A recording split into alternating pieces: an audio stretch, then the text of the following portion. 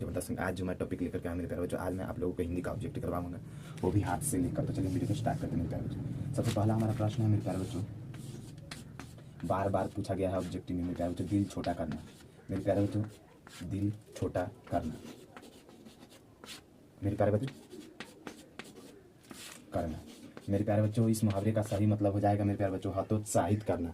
अब देखिए मेरे प्यारे बच्चों, एक और शब्द आता है मेरे प्यारे बच्चों, गरीब।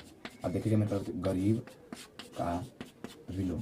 मेरे प्यारे बच्चों यहाँ पर समझिएगा, ये हिंदी का मेरे प्यारे बच्चों ऑब्जेक्टिव, बार बार ये प्रश्न पूछा गया मेरे प्यारे बच्चों, गरीब का विलोम। इतना आसान। देखिए गरीब का विलोम कहने का मतलब तो उल्टा, तो गरीब का उल्टा क्या हो जाएगा मेरे प्यारे बच्चों, गरीब का उल्टा अमीर होगा। अब इसके बाद एक और विलोम है मेरे प्यारे बच्चों, पंडित। यहाँ पर देखिएगा मेरे प्यारे बच्चों, पंडित का विलोम। देखिएगा मेरे प्यारे बच्चों, पंडित का विलोम क्या होगा, यानी विलोम का मतलब तो उल्टा, पंडित का उल्टा क्या हो जाएगा, पंडित का उल्टा मूर्ख होगा। पंडित का उल्टा क्या होगा मेरे प्यारे बच्चों, मूर्ख होगा।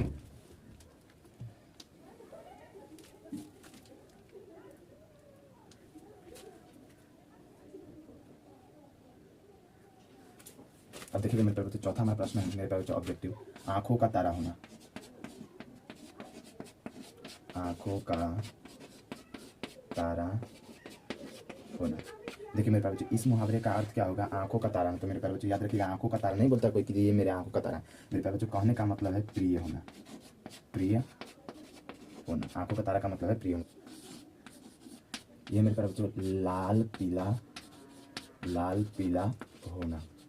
मेरे प्यारे बच्चों देखिएगा, लाल पीला होना मुहावरे का अर्थ है मेरे प्यारे बच्चों, ये भी बार बार ऑब्जेक्टिव में पूछा जा चुका है, 12th के इंटर के हिंदी में, यानी मेरे कहने का मतलब इंटर के हिंदी में पूछा जा चुका है, पिछले वर्ष का प्रश्न है मेरे प्यारे बच्चों। लाल पीला होना, लाल पीला होना मेरे प्यारे बच्चों, इसका आंसर होगा मेरे प्यारे बच्चों, क्रोधित होना।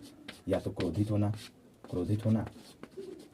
अगर ऑप्शन में ये ना रहे, ऑप्शन में रहेगा गुस्सा होना, तो आप ये भी मार करके आ सकते हैं बजाय अगर देखिए ऑप्शन में ये ना हो तो। चलिए अगला सवाल देखते हैं मेरे प्यारे बच्चों। मेरे बच्चों, ये जो शिक्षा है मेरे प्यारे बच्चों, कई बार आपसे स्त्रीलिंग और पुल्लिंग भी पूछा जा चुका है मेरे प्यारे बच्चों। शिक्षा शब्द है, शिक्षा शब्द है।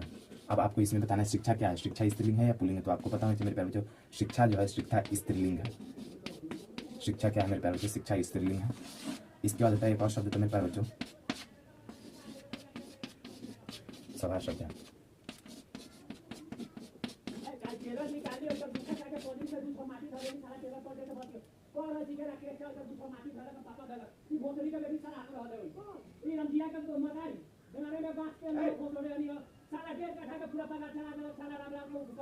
स्त्रीलिंग,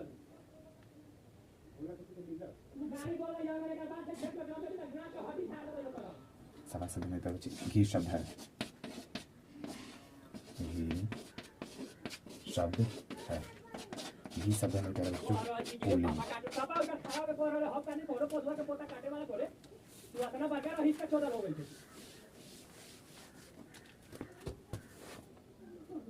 वचन के कितने देते हैं, अब इनका पर्यायवाची हो जाएगा। एक और शब्द है मेरे प्यारे बच्चों, 8वां हमारा प्रश्न है वचन। वचन के कितने भेद होते हैं। आपको बताना चाहिए मेरे प्यारे बच्चों, वचन के 2 भेद होते हैं, 2 भेद होते हैं। 9वां प्रश्न हम देखते हैं मेरे प्यारे बच्चों, अग्नि का पर्यायवाची है। अग्नि का पर्यायवाची मेरे प्यारे बच्चों, अग्नि का पर्यायवाची हो जाएगा पावक। अग्नि का पर्यायवाची होगा पावक। 10वां, कमल का पर्यायवाची है। देखिए मेरे प्यारे बच्चों, कमल का भी पर्यायवाची है, कमल का पर्यायवाची हो जाएगा मेरे प्यारे बच्चों, सरोज। सरोज भी हो सकता है मेरे प्यारे बच्चों। इसके बाद पंकज भी हो सकता है। आपके ऑप्शन में अगर यदि पंकज मिले तो आप पंकज भी मार के आइए। एक अगला देखिए मेरे प्यारे बच्चों, अब एक और प्रश्न आता है मेरे प्यारे बच्चों, नवरात्रि। अब देखिएगा मेरे प्यारे बच्चों, नवरात्रि, यहाँ पर आपको समास देखने को मिलेगा, नवरात्रि कौन सा समास है। तो याद रखिए मेरे प्यारे बच्चों, नवरात्रि जो होगा आपका ये द्विगु समास होगा। अब द्विगु समास की क्या खासियत है मेरे प्यारे बच्चों, देखिए जो द्विगु समास होगा ना, उसका जो पहला अंक होगा ना, पहला अंक संख्यांकिक होगा। यानी मेरे कहने का मतलब 9। 9 से क्या होता है मेरे प्यारे बच्चों, 9 का मतलब होता है 9, यानी 9। रात्रि का मतलब होता है रात, यानी जिसका पहला अंक संख्यांकिक हो, यानी जो गिनती करने योग्य हो।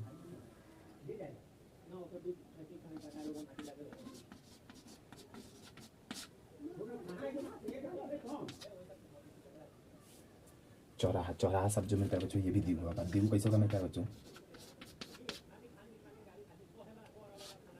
चौराहा, मेरे प्यारे बच्चों द्विगु समास देखिएगा मेरे प्यारे बच्चों, चौराहा, चौराहा का मतलब होता है चार, यानी पहला शब्द इसका क्या है, पहला शब्द इसका गिनती है यानी संख्या युक्त है। अब देखिए इसी प्रकार मेरे प्यारे बच्चों अगला प्रश्न मेरे प्यारे बच्चों,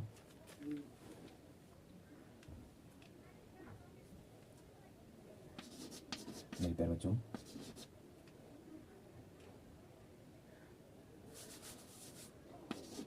मेरे प्यारे बच्चों चौमुख। देखिए मेरे प्यारे जैसा कि चौमुख है, चौमुख में ये क्या है मेरे प्यारे बच्चों, चौ, चौ का मतलब होता है मेरे प्यारे बच्चों चौमुख, चौ का मतलब होता है मेरे प्यारे बच्चों संख्यांकिक शब्द पहला, तो ये भी हमारा क्या हो जाएगा, ये भी हमारा द्विगु ही है।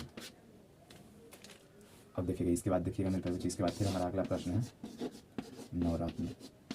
फिर यहाँ पर क्या है, पहला संख्या संख्यांकिक है यानी ये भी हमारा क्या होगा, द्विगु ही होगा। अब बराबर प्रश्न देखिएगा मेरे प्यारे, अब देखिए अब यहाँ पर जैसे एक और आपको सेंटेंस देखने को मिलेगा, मतलब कि एक और समास है यहाँ पर देख लीजिए, जैसे यहाँ पर देखिए माता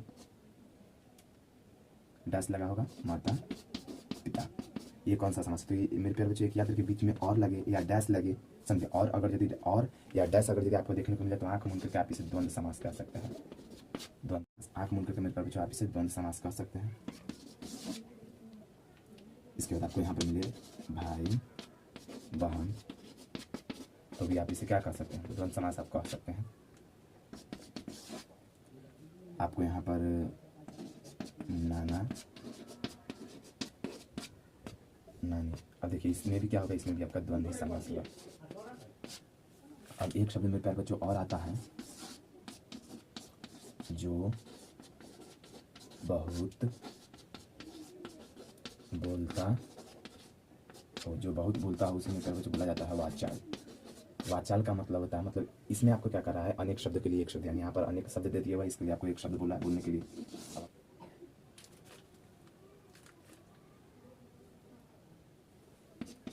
जो कभी ना मरे, मेरे पर याद रखिए जो कभी ना मरे उसके लिए एक शब्द है अमर, अमर।